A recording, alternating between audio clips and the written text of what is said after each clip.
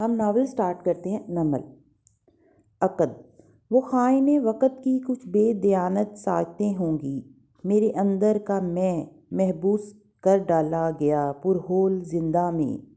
بڑا ہی لاابالی وقت تھا جو ہو گیا ایک مشتعل بچہ۔ درِ زندہ میں مقفل کر کے چابی کلزمِ لوکلاک میں پھینکی، کہیں تو وسطِ افلاک میں پھینکی۔ وہ چابی اب نہیں ملتی، مقفلِ در نہیں کھلتا۔ مجھے تو خود سے ملنا تھا، میں کب تک وسطِ افلاک چھانوں گا، کہاں تک دھند میں کھوئے ہوئے آفاق چھانوں گا۔ سبزہ زار پہ میری انجیو کھڑی ابھی تک سعدی سے بات کر رہی تھی۔ جواہرات سینے پہ بازو لپیٹے چلتی قریب آئی تو آوازیں بھی سنائی دینے لگیں۔ میرا خیال ہے بلکہ جتنا تمہارے بیٹے کے کینسر کو میں نے ریسرچ کیا ہے وہ آپریشن کے بعد ٹھیک ہو جائے گا۔ تم فکر مت کرو، بیماری کا جلد علم ہو جانا تو اچھی بات ہے۔ وہ اسے تسلی دیتے مڑا تو جواہرات اور شیرو چلتے ہوئے آتے دکھائی دیے۔ سعدی نرمی سے مسکرایا اور سر کو خم دے کر سلام کیا۔ مسز کاردار، آپ کو پہلے سے بہتر دیکھ کر خوشی ہوئی۔ ان دنوں میں اتنی دفعہ دیکھ چکے ہو، فرق تو نظر آیا ہوگا۔ وہ بظاہر مسکرائی اور عین اس کے سامنے آ رکی۔ سعدی کو کچھ محسوس ہوا۔ نگاہیں جواہرات کے کندھے کے پیچھے شیرو تک گئیں جو تنفر سے اسے گھور رہا تھا۔ پوچھ سکتی ہوں میری ملازمہ سے کیا بات ہو رہی تھی؟ وہ اب بھی مسکرا رہی تھی مگر آنکھوں سے شعلوں کی لپٹیں اٹھ کر باہر کو آئی تھی۔ میری نے مجھے بتایا تھا اپنے بیٹے کے کینسر کے بارے میں۔ میں نے اس کو انٹرنیٹ پہ سرچ کیا تو یہ ہاشم کو بتانے والے مسئلے ہیں میری انجیو، یا گھر آنے والے ہر دوسرے شخص کو؟ مسکراتی مگر سلگتی آنکھوں سے میری کو گھورا۔ اس کا چہرہ پھیکا پڑا۔ وہ سوری کہتی ندامت سے سر جھکائے الٹے قدموں مڑ گئی۔ سعدی کی مسکراہٹ سمٹی۔ اچنبھے سے جواہرات کو دیکھا۔ I am sorry Mrs Kardar, میں آپ کی خیریت پوچھنے آیا تھا۔ اور خیریت پوچھنے یا یہ معلوم کرنے کہ اورنگزیب وصیت میں تمہاری بہن کے نام کچھ چھوڑ کر تو نہیں گئے؟ سعدی کا دماغ بھگ سے اڑ گیا۔ جی؟ اس نے بے یقینی سے ان دونوں کو دیکھا۔ میرے بیٹے کے خلاف اس کے باپ کے کان بھرتے وقت تمہاری بہن نے ذرا احساس نہیں کیا کہ یہ صدمہ اورنگزیب کی جان لے سکتا ہے، بلکہ صرف وہی کیوں تم دونوں شامل تھے اس ڈرامے میں۔ کیا سوچا تھا اپنے بیٹے کو ڈس آن کر کے اپنی جائیداد تم لوگوں کے نام لکھ جائے گا وہ؟ مسکراہٹ ہنوز لبوں پر تھی مگر آواز غصے سے بلند ہو رہی تھی۔ مسز کاردار، آپ کو معلوم نہیں ہے کہ آپ کیا کہہ رہی ہیں؟ سعدی نے ناگواری سے انہیں ٹوکا۔ جواہرات کی آنکھوں کی رگیں گلابی پڑنے لگیں۔ سینے پہ بازو لپیٹے وہ 2 قدم مزید آگے آئی۔ کیا تھا اگر تم دونوں اورنگزیب کی بجائے مجھے یا ہاشم کو تنہائی میں وہ سب بتا دیتے؟ مگر تم نے ذرا اس شخص کا احساس نہیں کیا۔ اس کو اندر ہی اندر یہ غم کھا گیا سعدی، اور وہ اس حالت میں مرا کہ اپنے بیٹے سے ناراض تھا، اور اس سب کے ذمہ دار تم ہو۔ اس بات پہ سعدی نے فوراً سنجیدگی سے اس بات میں سر ہلایا۔ جی ہاں بالکل، اپنے آپ کو اغوا بھی میں نے کیا تھا اور جھوٹ بول کر باپ سے پیسے بھی میں نے مانگے تھے نا۔ وہ تنے ابرو کے ساتھ ناگواری سے بولا تو جواہرات لمحے بھر کو چپ ہوئی۔ میرے باپ کا نام بھی نہ لینا۔ نوشیروہ نے سرخ پڑتے چہرے کے ساتھ انگلی اٹھا کر تنبیہ کی۔ تم لوگوں نے ان کو میرے خلاف ورگلایا تھا، میں اس کے لیے تمہیں کبھی معاف نہیں کروں گا۔ میں معافی مانگ بھی نہیں رہا، میں صرف مسز کاردار کی طبیعت پوچھنے آیا تھا۔ وہ بامشکل ضبط کر پایا۔ میری طبیعت دیکھ لی تم نے؟ میرا شوہر اس حالت میں مرا کہ وہ شیرو کو ڈس آن کرنے والا تھا۔ دیکھ لیا ہم کتنی اذیت میں ہیں۔ نوشیروہ نے قدرے چونک کر ماں کو دیکھا۔ وہ سعدی کو دیکھتی تکلیف اور برہمی سے کہہ رہی تھی، اس سے پہلے بھی تم شیرو کی زندگی تنگ کرتے رہے ہو، مگر اس دفعہ تم لوگوں نے حد کر دی سعدی۔ یہ آخری فقرہ شیرو کو دیکھ کر ادا کیا جس پہ اس کا غصہ مزید بڑھا اور اس نے نفرت سے سر جھٹکا۔ سعدی نے ایک ناپسندیدہ نظر دونوں پہ ڈالی، سر کو خم دیا۔ بہت اچھا۔ 2 قدم پیچھے ہٹا اور پھر نوشیروہ کو مخاطب کیا۔ تم نے کبھی وہ کچرے کے ڈبے دیکھے ہیں نوشیروہ، جو سڑک کنارے نصب ہوتے ہیں؟ ان پہ لکھا ہوتا ہے یوز می۔ تم نے بھی خود پہ یہی حروف لکھوا رکھے ہیں، جو بھی آئے اپنا کچرا صاف کرنے کے لیے تمہیں استعمال کرے۔ جواہرات پہ تیز نظر ڈالی اور چلا جائے۔ سو میں اب مزید آپ کی ان گیمز کا حصہ نہیں بن سکتا، اللہ حافظ۔ وہ مڑا اور مخالف سمت چلا گیا، اور جب تک نوشیروہ کو اس کا طنز سمجھ آیا وہ دور جا چکا تھا۔ الو کا وہ مٹھیاں بھینچ کر رہ گیا۔ اگر یہ دوبارہ ادھر آیا نا ممی، تو اگر غیرت ہوگی تو دوبارہ اس گھر میں داخل نہیں ہوگا، اور اتنا مجھے یقین ہے کہ وہ غیرت والوں میں سب سے زیادہ غیرت والا ہے۔ جواہرات اذیت سے مسکراتی سے جاتے دیکھ رہی تھی۔ نوشیروان کے اندر کی آگ ٹھنڈی ہونے لگی۔ ڈھیلے پڑتے ہوئے اس نے گہری سانس لی اور مڑنے لگا۔ پھر جکا جک رکا۔ وہ آپ نے اپنی بات میں وزن پیدا کرنے کے لیے کہا تھا نا؟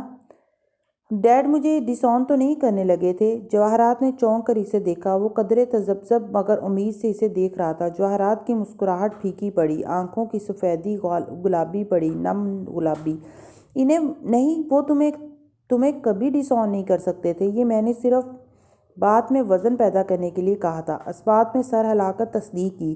بہت سے آنسو اندر اتارے۔ نوشیروان پرسکون سا ہو کر آگے بڑھ گیا۔ جواہرات نے ہاتھوں کی نمی چھپانے کے لیے مٹھیاں بند کر لیں۔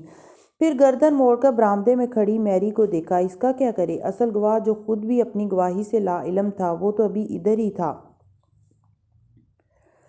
سعدی سرخ کانوں اور تنے تاثرات کے ساتھ قصرِ کاردار کے داخلی گیٹ سے باہر نکلا ہی تھا تاکہ اپنی کار تک جائے کہ سامنے سے زمر کی کار آتی دکھائی دی۔ وہ قدم قدم چلتا سڑک پہ جا کھڑا ہوا۔ پہاڑی پہ بل کھاتی سڑک ویران تھی۔ ارد گرد کوسوں کے فاصلے پہ اونچے محلات تھے جو کارداس کے قصر کی مانند وسیع سبزہ زار میں گھرے تھے، سو اس سڑک سے آس پاس کی محض دیواریں دکھائی دیتی تھیں۔ زمر نے کار وہیں روک دی، اسے اشارہ کیا۔ وہ فرنٹ سیٹ کا دروازہ کھول کر اندر آ بیٹھا۔ آپ ادھر کیسے؟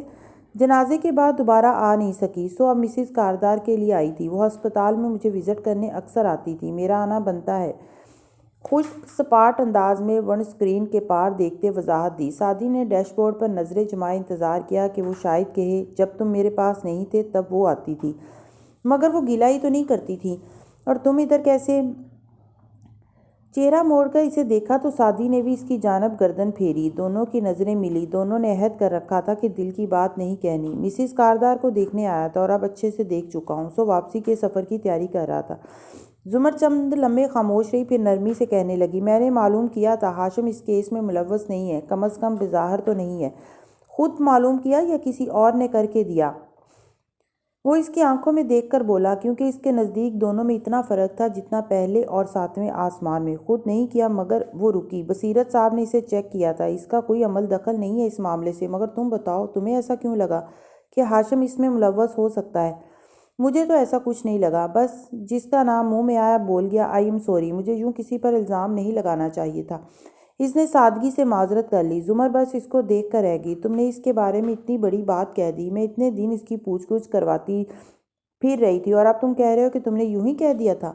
شدید غصے کو بامشکل اس نے ضبط کیا تو وہ سارے دن جو اس نے فارس کے حق میں کوئی بھی بات ڈھونڈنے میں صرف کیے، وہ سب ایک مذاق تھا؟ مجھے سمجھ نہیں آیا کس کا نام لوں، بس ان کا لے لیا۔ یہ لوگ انگلی سے کاردار قصر کی طرف اشارہ کیا، اب میرے ساتھ پہلے کی طرح برتاؤ نہیں کرتے، مجھے شاید اسی بات کا غصہ تھا۔ وہ بامشکل ضبط کرتی سے گھورتی رہی۔ اس نے ندامت سے سر جھکا دیا، ہلکا سا بولا، سوری۔ اور تم نے ہاشم سے یہ کیوں کہا کہ وہ آڈیو میں نے نکلوا کر دی تھی؟ سعدی نے جھٹکے سے سر اٹھایا، یعنی انہوں نے آپ سے پوچھا تو پھر کیا کہا آپ نے؟ جو مجھے کہنا چاہیے تھا، معلوم ہے، تبھی یہ کہا تھا۔ وہ اداسی سے مسکرایا، سب کچھ ویسے ہی ہوا تھا جیسے میں نے سوچا تھا۔ میں ان سے خفا تھا کیونکہ وہ بھی آپ ہی کی طرح فارس ماموں کو قاتل خیال کرتے ہیں، اور اب چونکہ میں ماموں کے لیے کوشش کر رہا ہوں تو وہ مجھ سے خفا ہیں، مگر مجھے اچھا لگا کہ آپ نے میرا مان رکھا اور آپ ماموں سے ملنے جیل گئیں، اس کے لیے شکریہ۔ کیا تمہارے ماموں نے تمہیں یہ بتایا کہ اس نے مجھے استعمال کر کے جیل توڑنے کی کوشش کی؟ سعدی کی مسکراہٹ غائب ہوئی، ایک دم سیدھا ہو کر بیٹھا۔ کیا مطلب؟ زمر نے محض چند فکرے تفصیل بتانے پہ ضائع کیے، جس کے بعد سعدی کی رنگت زرد پڑتی چلی گئی۔ آئی ایم شیور پھپھو کوئی غلط فہمی ہوگی، ورنہ وہ کبھی ایسے نہیں کر سکتے۔ میں ان سے سعدی میں تھک گئی ہوں۔ اس نے دونوں ہاتھ اٹھا کر اس کو بولنے سے روکا۔ میں نے اس کیس سے بھی خود کو الگ کر لیا ہے، میں مزید فارس کے مسئلوں میں نہیں الجھنا چاہتی۔ پھر بھی دوبارہ الجھی۔ اتنے دن میں نے پہلی دفعہ فرض کرنا شروع کیا کہ وہ بے گناہ ہو سکتا ہے، مگر اس نے پھر وہی کام کیا۔ مجھے مزید مت الجھاؤ، مزید مت سمجھاؤ، اپنے ماموں کو سمجھاؤ کہ خدارا اپنے اور دوسروں کے اوپر رحم کرے، مجھے مزید مت ستائے۔ میں نے اس کا کیس خود پراسیکیوٹ نہیں کیا، میں اب گواہی بھی واپس لے چکی ہوں۔ اور کیا چاہتے ہو تم لوگ مجھ سے؟ جب میرا دل کہتا ہے کہ وہی میرا مجرم ہے تو مجھے زبردستی اس کو بے گناہ کہنے پر مجبور مت کرو۔ میں نے کوشش کی تھی، میں ہر چیز ایک طرف رکھ کر اس کے پاس گئی، اس کے لیے ہاشم کو بھی مشتبہ بنا لیا، مگر اس نے پھر وہی کیا۔ وہ کتنی دیر چپ بیٹھا رہا، سر جھکائے، پھر آہستہ سے بولا، آئی ایم سوری۔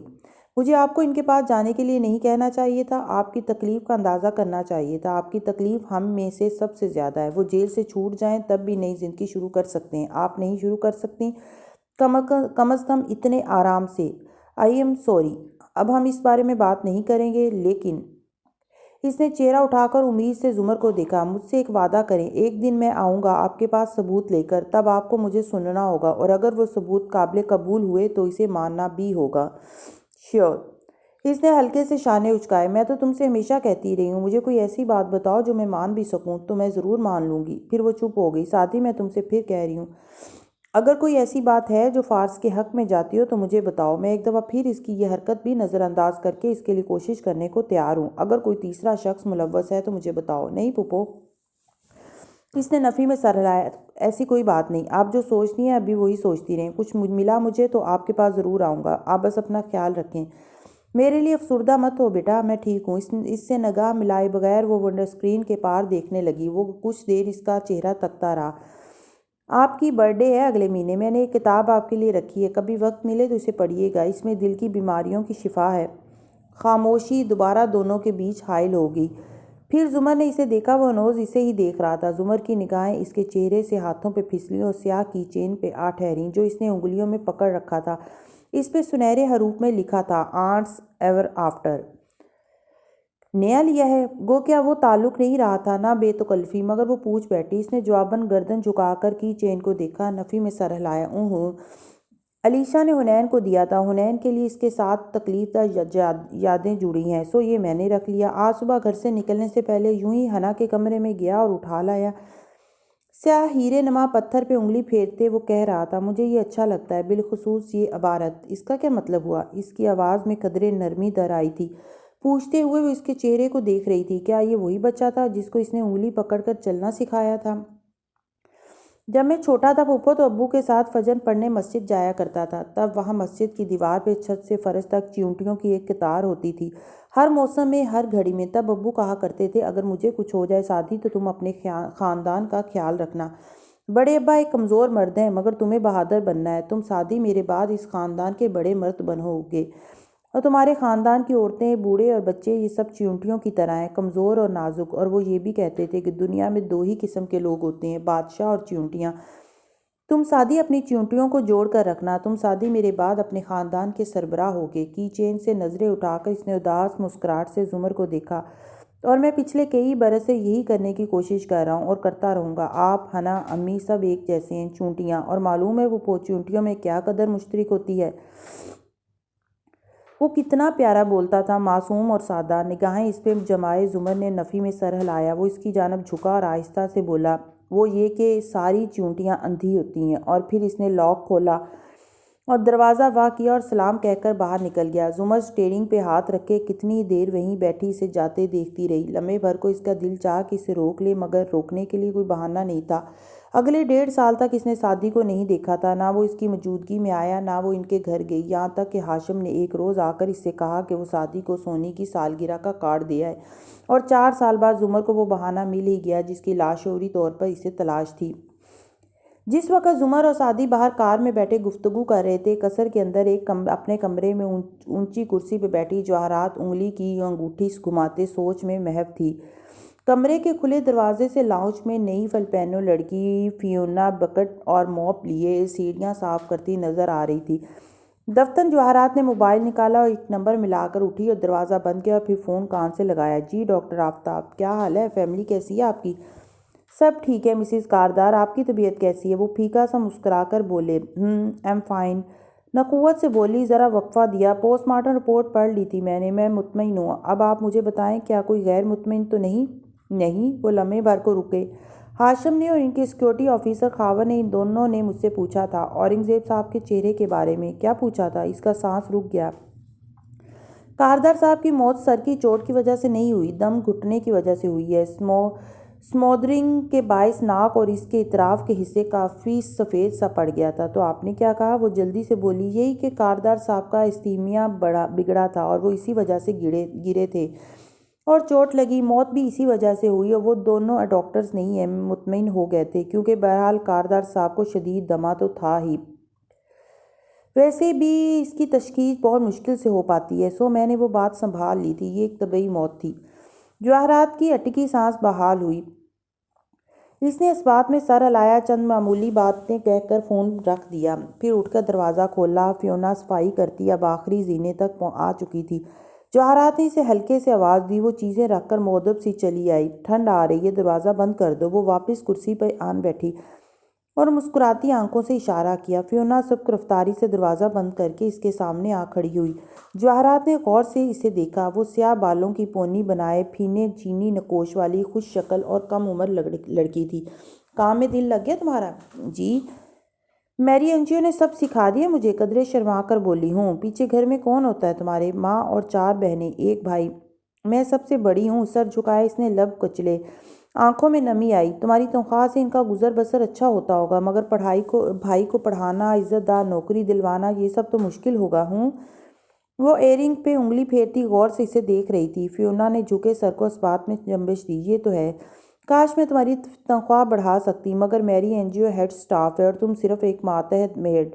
ہاں، اگر تم میری این جی او کی جگہ ہوتی تو لاکھوں میں کھیلتی۔ لیکن فیونا نے جھکی پلکیں اٹھائیں، امید اور خوف کے ملے جلے تاثر سے اسے دیکھا۔ لیکن اس کی پوزیشن پہ پہنچنے میں تو تمہیں 7-8 سال لگ جائیں گے۔ اس کا اگلے 3 سال تک کا معاہدہ رہتا ہے ہمارے خاندان سے، اور اس کی رو سے میں اسے بے وجہ نکال نہیں سکتی۔ وہ رکی۔ فیونا نے تابداری سے اس بات میں سر ہلایا، جی، وہ بہت اچھا کام کرتی ہے، مگر وہ تمہاری طرح تیز اور پھرتیلی نہیں ہے۔ اس کو اپنے بچے کی فکر کھائے جاتی ہے جس کو وہ فلپائن میں چھوڑ آئی ہے۔ تم اس سے بہتر ہیڈ سٹاف بن سکتی ہو، مگر یہ ممکن نہیں، کیونکہ وہ اگلے کئی سال تک اسی پوسٹ پر رہے گی اور آپ اسے نکال بھی نہیں سکتی۔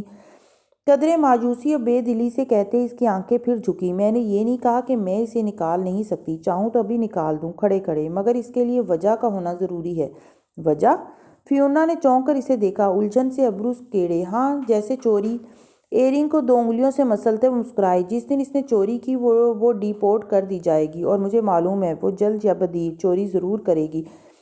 اسے اپنے بچے کے علاج کے لیے پیسے درکار ہیں، تنخواہ سے بھی کئی گنا زیادہ۔ جب اسے یہ معلوم ہوگا کہ یہ باکس، سنگھار میز پہ رکھے ننھے سے جیولری باکس کی جانب اشارہ کیا، جس کا کوڈ میری تاریخ پیدائش سے کھلتا ہے، اور اس میں میرا ایک قیمتی نیکلس رکھا ہے، تو کیا وہ خود کو روک پائے گی؟ اسے اس بارے میں سوچنا چاہیے، ہے نا؟ فیونا ٹھہر کر مسکرا کر اس کا نام ادا کیا۔ زمر کے آنے پہ جب فیونا مسز کاردار کے کمرے سے نکلی تو اس کی آنکھیں ایک انوکھے خیال سے چمک رہی تھیں۔ ہاشم کاردار کا آفس جس فلور پہ تھا، اس کی راہداری اسپاٹ لائٹ سے جگمگا رہی تھی۔ جب سعدی کی لفٹ کا دروازہ کھلا، نکلنے سے قبل اس نے لفٹ کے آئینے میں اپنا عکس دیکھا، ذرا رکا، گریبان کا اوپری بٹن کھولا، سویٹر کے آستین پیچھے چڑھائے، ماتھے پہ ہاتھ مار کر بال ذرا بکھیرے، پھر باہر نکلا، تیز قدموں سے راہداری پار کی، لمحے بھر کو ہاشم کے آفس کے باہر بنے ڈیسک پہ رکا۔ ہاشم اندر ہے مس حلیمہ؟ ڈیسک پہ لگی نیم پلیٹ پہ نظر ڈال کر سنجیدگی سے پوچھا۔ خوبصورت سی سیکرٹری نے ٹائپ کرتے ہوئے ہاتھ روکے، نگاہیں اٹھا کر اسے دیکھا۔ جی، مگر وہ کچھ کام کر رہے ہیں۔ آپ کے پاس اپائنٹمنٹ ہے؟ ضرورت نہیں ہے، تلخی سے کہہ کر وہ آفس ڈور تک آیا اور دروازہ دھکیلتا اندر داخل ہو گیا۔ حلیمہ ہڑبڑا کر پیچھے لپکی، مجھے آپ سے بات کرنی ہے۔ بہت غصے سے وہ اس کی میز تک جا پہنچا۔ ہاشم جو کوٹ پیچھے لٹکائے شرٹ اور ویسٹ میں ملبوس بیٹھا فائل پہ کچھ لکھ رہا تھا، اس نے سر اٹھا کر اسے دیکھا، پھر پیچھے آتی حلیمہ کو اور آنکھوں سے اشارہ کیا۔ وہ رکی اور پھر پلٹ گئی۔ سیٹ پہ پیچھے کو ٹیک لگائے اس نے اب سنجیدگی سے سعدی کو دیکھا، جو گسیلی آنکھوں اور سرخ کانوں کے ساتھ سامنے کھڑا تھا۔ کیا ہوا ہے؟ بنا کسی غصے یا تلخی کے بھی ہاشم بولا تو آواز سخت تھی۔ اسے سعدی کا یہ انداز پسند نہیں آیا تھا۔ یہ تو آپ بتائیں گے۔ دونوں ہاتھ میز پر رکھے وہ سامنے کو جھکا۔ زمر کو کیوں بتایا جو حنین نے آپ کو بتایا تھا؟ اتنی کیا بڑی قیامت آ گئی ہے سعدی کہ تم اپنے مینرز بھول گئے ہو؟ اب کہ اس کی آنکھوں میں ناگواری ابھری، قلم میز پہ ڈالا، ٹائی کی نوٹ ڈھیلی کرتے ٹیک لگائے اس لڑکے کو دیکھا۔ لعنت بھیجتا ہوں میں مینرز پہ، مگر آپ کے مینرز کہاں گئے جب حنا اور میرا اعتماد توڑا؟ مجھے نہیں معلوم تھا کہ زمر تم لوگوں کے لیے غیر ہے، بتانے کا شکریہ۔ اب میں کام کر لوں؟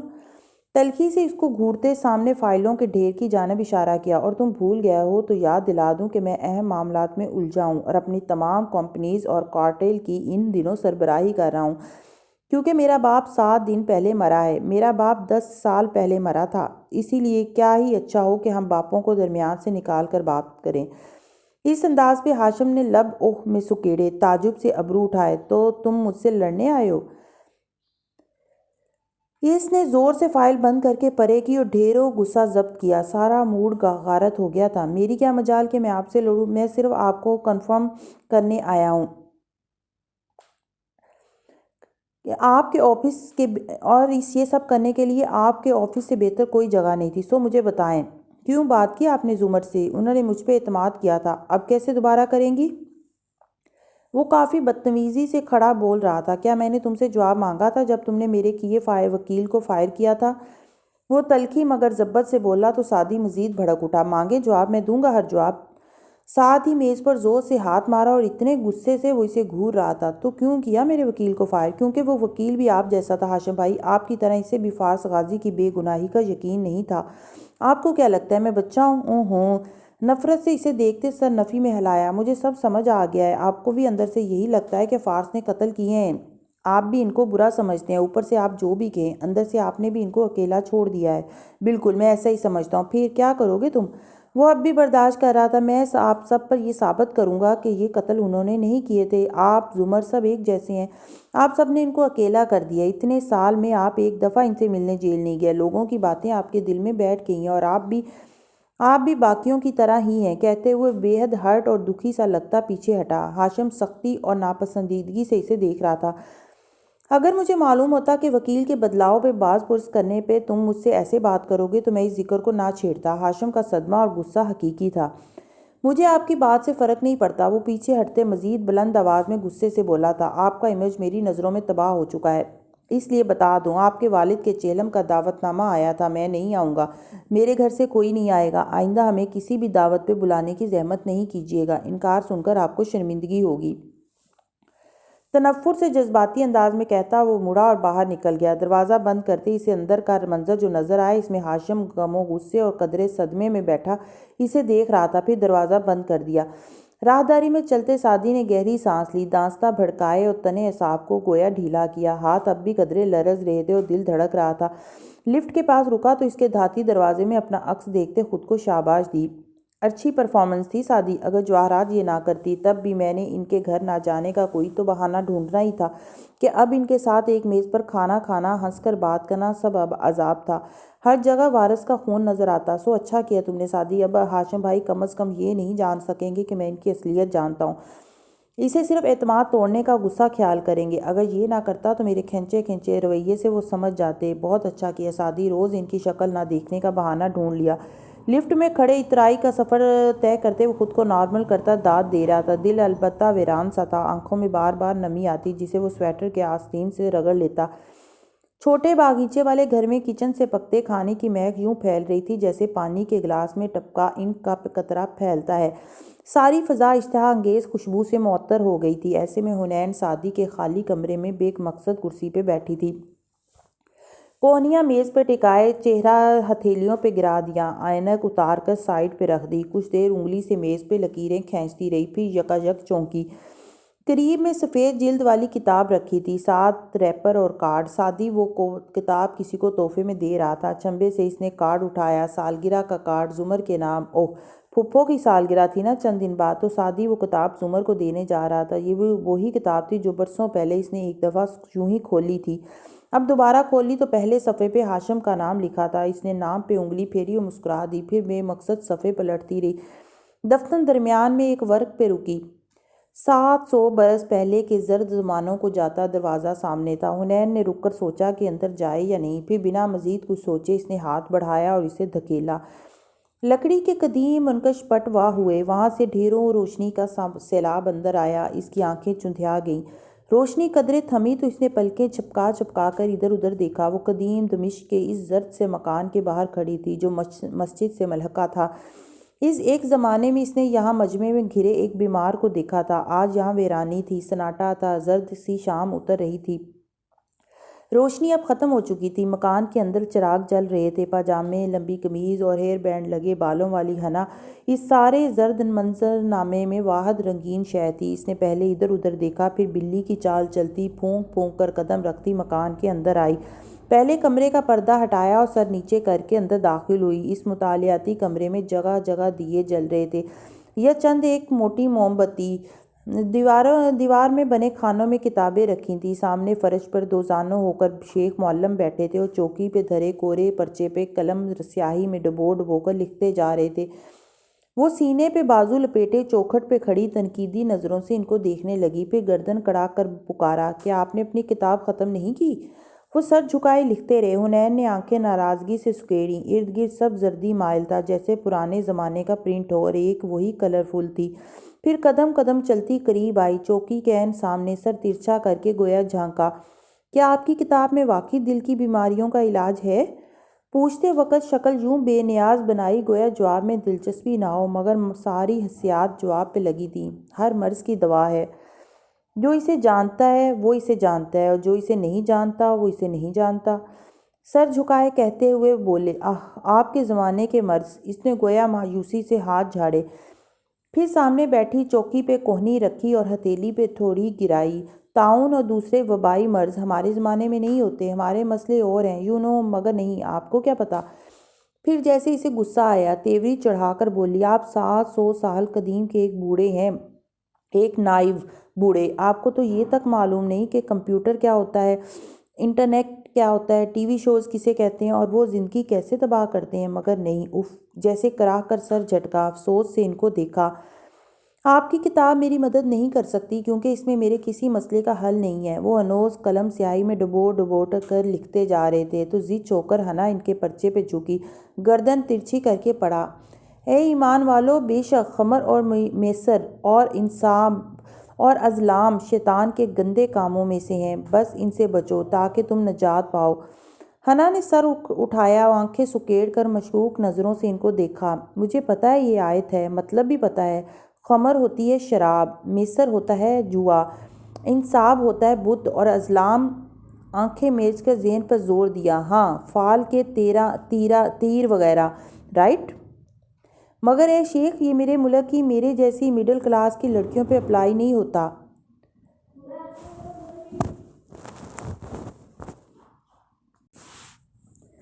نہایت افسوس سے ان کو دیکھتے نفی میں سر ہلایا، آپ کے زمانے میں ہوتے ہوں گے دمشق میں شراب کے مٹکے، وہ جیسے نسیم حجازی کے ناولز میں ہوتے تھے۔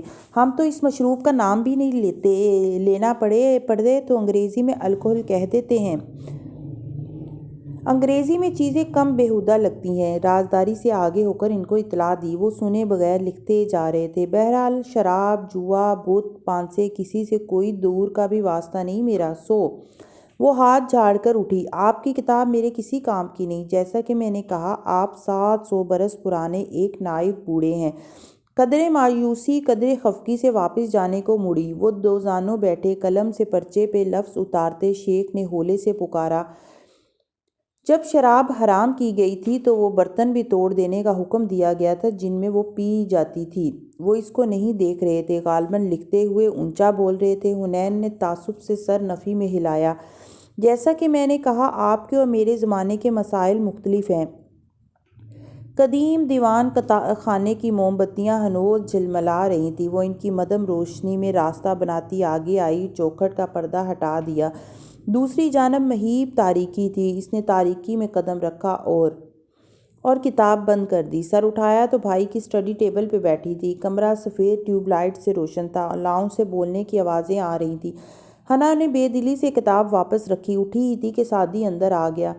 اسے دیکھ کر رکا، پھر نظریں چرا کر الماری کی طرف چلا گیا۔ ناراض ہیں آپ؟ وہ بے قراری سے اس کے پیچھے آئی۔ چند لمحے وہ یوں ہی کھڑا رہا، پھر اس کی طرف گھوما، نہیں، میں نے تمہیں معاف کر دیا ہے۔ گہری سانس لے کر بولا، دل سے کہہ رہے ہیں؟ ہاں۔ وہ اس کے سامنے آیا، نرمی سے اس کو ہاتھ سے پکڑ کر بیڈ پر بٹھایا اور قریب بیٹھا۔ وہ سر جھکائے اپنے گھٹنوں کو دیکھتی رہی۔ تم کسی کی موت کی ذمہ دار نہیں ہو حنا، OCP صاحب کا بھی اتنا ہی قصور ہے جتنا تمہارا، ان کو تم پہ نہیں اللہ پہ بھروسہ کرنا چاہیے تھا۔ امی کے پاس جاتے، تمہاری حرکت بتاتے تو امی تمہیں 2 تھپڑ لگا کر ان کا کام بھی کرواتی اور معافی بھی مانگنے کو کہتی، ان کو پیپرز بھی نہ دینے پڑتے اور کام بھی ہو جاتا، مگر انہوں نے بزدلی کا راستہ منتخب کیا، یہ ان کی بھی غلطی ہے۔ اب بہتر ہے کہ ہم اس واقعے کو پیچھے چھوڑ کر آگے بڑھ جائیں۔ حنین نے جھکے سر کو نفی میں بلایا۔ میں ایڈمیشن نہیں لے رہی، میں BA کروں گی۔ ٹھیک ہے، اب تم انجینئر نہیں بنو گی، تم یہ ڈیزرو نہیں کرتی۔ سب کہتے تھے حنا ہر وقت کمپیوٹر کے آگے مت بیٹھنے دیا کرو، بچی بگڑ جائے گی، مگر میں نے تمہارا انٹرنیٹ، کمپیوٹر، گیمز کچھ نہیں روکا کبھی، مجھے تم پر اعتبار تھا، تم نے میرا اعتبار توڑا ہے۔ حنا ایک لفظ کی چیٹنگ بھی آپ کی ڈگری کو ناجائز بنا دیتی ہے۔ جو لوگ چیٹنگ کر کے میڈیکل میں ایڈمیشن لیتے ہیں وہ ساری عمر مفت علاج بھی کرتے رہیں تب بھی ان کی کمائی پاک ہوگی کیا؟ اصول بدلے نہیں جاتے۔ یو نو واٹ حنا، میں تمہیں اس کے لیے معاف کر رہا ہوں کیونکہ تم میں اور وارث ماموں کے قتل میں فرق ہے۔ تم نے کہا ان کو گلٹ محسوس ہوا ہوگا، تمہیں وہ بھی نہیں ہوا۔ میں تمہیں بتاتا ہوں، مجھے بھی لگتا ہے ان کو گلٹ ہوا ہوگا، وہ ماموں کی قبر پہ بھی گئی ہوں گی، ان کے نام پہ چیریٹی بھی کی ہوگی۔ آج بھی ماموں کے قاتل اگر ماموں کی بچیوں کو دیکھ لے تو ان کے لیے بہت دکھ محسوس کریں گے، مگر کیا دکھ ہونا کافی ہوتا ہے؟ اس نے نفی میں سر ہلایا۔ بڑے گناہوں کے کفارے ہوتے ہیں، خالی خلی گلٹ اور دکھ جائے بھاڑ میں۔ ذرا دیر کو زرتاشا کا سوگ انہوں نے بھی منایا ہوگا، اور پھر کیا اعتراف جرم کیا؟ کیا کفارہ ادا کیا؟ خود کو قانون کے حوالے کیا؟ نہیں، تم ان جیسی نہیں ہو، تم نے کفارہ ادا کیا ہے، اور حنا کفاروں کے بعد گناہ معاف ہو جاتے ہیں۔ OCP صاحب کی جان تم نے نہیں، ان کی بیٹی اور ان کی بزدلی نے لی ہے۔ میں تمہیں معاف کرتا ہوں، مگر مجھے بہت عرصہ لگے گا دوبارہ تم پر اعتبار کرنے میں، اور اب تم جو بھی پڑھنا چاہتی ہو پڑھو، لیکن تم مجھ سے ایک وعدہ کرو گی، ایک پکا عقد، کہ تم دوبارہ یہ کام نہیں کرو گی، کیونکہ حنا اگر کبھی مجھے یہ پتہ چلا کہ حنین نے دوبارہ پیپر میں چیٹنگ کی ہے تو اس دن ہم ایک دوسرے سے الگ ہو جائیں گے۔ انگلی اٹھا کر سختی سے وہ تنبیہ کر رہا تھا، مجھے دوبارہ کبھی سننے مت دینا حنا کہ تم نے پھر سے یہی کام کیا ہے۔ حنین نے جھٹ سر اس بات میں ہلا دیا، ایسا تو کبھی بھی نہیں ہوگا، کبھی بھی نہیں، اسے یقین تھا۔ مگر حنا فی الحال BA کرنا بھی اس مسئلے کا حل نہیں ہے، مسئلہ تمہاری ایڈکشن ہے، کمپیوٹر اور TV ڈراموں کی ایڈکشن؟ وہ چونکی، بری طرح ایک دم سب رک گیا۔ وہ 7 صدیاں پہلے کے شیخ معلم کے نیم تاریک دیوان خانے میں بیٹھے تھے اور دور کہیں سعدی بول رہا تھا، میں بھی 2-3 ڈرامے فالو کرتا ہوں، پچھلے 2 سال سے سوٹس اور 4-5 سالوں سے گرے اناٹومی دیکھ رہا ہوں۔ میں یہ نہیں کہتا کہ ڈرامے مت دیکھو، فلمیں مت دیکھو، میں یہ کہوں گا کہ تم نہیں مانو گی، میں صرف اتنا کہتا ہوں کہ حد میں رہ کر دیکھو، زیادتی کسی بھی چیز کی ہو نقصان دیتی ہے۔ وہ اس کا چہرہ دیکھتی رہی، چپ چاپ سوچے گئی۔ کیا سوچا پھر تم نے؟ خمر شیطان کی گندگی میں سے ہے، وہ ہولے سے بولی تو سعدی نے ناسمجھی سے اسے دیکھا۔ کیا مطلب؟ اسے بات کا موقع محل سمجھ نہیں آیا تھا، وہ دور کسی اور زمانے میں بیٹھی بول رہی تھی۔ شیخ نے ٹھیک کہا تھا، ہر شخص کا خمر مختلف ہوتا ہے۔ پتہ ہے الکحل کیوں حرام ہے؟ کیونکہ وہ نشہ کرتی ہے اور لت ڈالتی ہے۔ ہر نشے والی چیز خمر ہوتی ہے، چاہے وہ مشروب نہ ہو یا اس کا رنگ سرخ نہ ہو۔ میرا خمر یہ سب تھا، یہ کمپیوٹر، موبائل، انٹرنیٹ، TV۔ اب اس نے نفی میں سر ہلایا، میں ان چیزوں کا استعمال نہیں کروں گی۔ کوئی عزم تھا جو اسی لمحے کر لیا۔ سعدی نے بے اختیار سمجھانا چاہا، نہ کوئی بھی چیز بذات خود اچھی یا بری نہیں ہوتی، اس کا استعمال اسے اچھا یا برا بالکل بھی مت کہیے گا، یہ فضول بات جو لوگ دہرا کر نہیں تھکتے۔ وہ غصے سے بولی، ہر چیز کے بارے میں آپ یہ نہیں کہہ سکتے کہ وہ بذات خود اچھی یا بری نہیں ہوتی۔ کچھ چیزوں کا برا استعمال ان کے اندر برائی کا اثر اتنا راسخ کر دیتا ہے کہ ان میں آپ کے لیے اچھائی ختم ہو جاتی ہے۔ جب خمر ممنوع ہوئی تھی تو ان برتنوں کو بھی توڑ دینے کا حکم دیا گیا تھا جن میں وہ پی جاتی تھی۔ آپ خمر کے برتن میں آب زمزم نہیں پی سکتے بھائی۔ خیر، آج کل کے برتنوں کو دھو کر استعمال کیا جا سکتا ہے، وہ اس زمانے میں کدو کے برتن تھے جو وہ اسے فتویٰ اور فقہ بتا رہا تھا، مگر حنین نے نفی میں سر ہلایا۔ زمانہ نہیں بدلا بھائی، اب بھی مسئلے وہی ہیں جو 700 پہلے کے دمشق میں ہوا کرتے تھے۔ کسی اور کے لیے یہ چیزیں بری نہیں ہوں گی مگر میرے لیے ہیں، میں ان کو اب ہاتھ بھی نہیں لگاؤں گی۔ نفی میں سر ہلاتی حنین کی آنکھیں بھیگتی جا رہی تھیں، لیکن حنا الکحل بھی اکٹھی حرام نہیں ہوئی تھی، آہستہ آہستہ منع کی گئی تھی۔ 3 حصوں میں ایک دم سے ان چیزوں کو زندگی سے نکالو گی تو اپنا ایک حصہ انہی کے ساتھ کھو دو گی۔ ایڈکٹڈ آدمی کو ایک دم سے منشیات سے نہیں ہٹایا جاتا، ڈوز ہلکی اور مزید ہلکی کی جاتی ہے۔ آہستہ آہستہ چھوڑو، خود کو دبا کر جبر کرو گی تو کتنا عرصہ ضبط ہوگا، ایک دن سپرنگ کی طرح واپس وہیں آ جاؤ گی۔ نہیں، اگر ابھی نہیں چھوڑا تو کبھی نہیں چھوڑ سکوں گی۔ وہ ناں میں گردن ہلائے جا رہی تھی۔ سعدی نے مزید سمجھانا چاہا مگر حنا نے فیصلہ کر لیا، وہ چپ ہو گیا۔ اگر وہ اپنا ضبط نفس آزمانا چاہتی تھی تو سعدی کو اسے روکنا نہیں چاہیے تھا۔ اگلے روز ندرت نے کچن کی چوکھٹ پہ کھڑے ہو کر لاؤنج میں جھانکا تو دیکھا وہ کمپیوٹر پیک کر کے سعدی کے کمرے میں شفٹ کر رہی تھی۔ اسمارٹ فون میں سے اس نے پہلے ہی سم نکال کر اسے توڑ پھوڑ کر پھینک دیا اور امی کی سم چھوٹے پرانے نوکیا سیٹ میں ڈال کر انہیں دے دی کہ میں اب یہ نہیں استعمال کروں گی۔ ندرت کو سعدی نے پتہ نہیں کیا کہہ کر سمجھایا تھا کہ وہ پہلے تو چپ رہیں پھر ڈانٹنے لگیں۔ انہیں اس کے انجینئرنگ میں ایڈمیشن نہ لینے کا بہت دکھ تھا مگر وہ بے حس بنی سنتی گئی۔ کتنے دن ندرت نے اس کے ساتھ سر پھوڑا پھر خود ہی تھک کر خاموش ہو گئی۔ ان کی زندگی میں اور بھی غم تھے حنین کے سوا، اور اس تنہائی اور خاموشی کی نئی سرنگ میں داخل ہونے کے بعد حنین یوسف کے لیے ایک ہی روزن تھا، اپنا عہد۔ اگلے بورڈ ایگزام میں BA کے فائنل ایگزام میں وہ اپنی محنت سے پاس ہوگی، جیسے سیکنڈ ایئر سے پہلے ہر سال ہوتی رہی تھی، اور جس دن ایمانداری کا رزلٹ آئے گا اس کے دامن پہ لگا یہ بے ایمانی کا داغ دھل جائے گا۔ بھائی اس پہ پھر سے اعتماد کرنے لگے گا۔ اب وہ کبھی بھی اس کو یہ سننے کا موقع نہیں دے گی کہ حنین نے چیٹنگ کی۔ اب حنین ایسا کبھی بھی نہیں کرے گی۔ سعدی نے کہا تھا اگر اسے دوبارہ ایسا کچھ پتہ چلا تو اس دن وہ دونوں الگ ہو جائیں گے، مگر ایسا کچھ نہیں ہوگا، اسے یقین تھا، پر وہ غلط تھی۔ جیل کا ملاقاتی کمرہ مایوس اور ڈپریشن کی فضا سے بوجھل ان دونوں کے گرد موجود تھا۔ فارس پیچھے کو ٹیک لگائے ٹانگ پہ ٹانگ جما کر منہ میں کچھ چباتا نظریں آگے پیچھے کی چیزوں پہ دوڑا رہا تھا، جبکہ سعدی دبے دبے غصے اور خفگی سے اسے گھور رہا تھا، اور وہ سمجھ رہی ہیں کہ آپ نے انہیں استعمال کرنے کی کوشش کی۔ بریکنگ نیوز سعدی، ہر بات تمہاری پھپھو کی وجہ سے نہیں ہوتی۔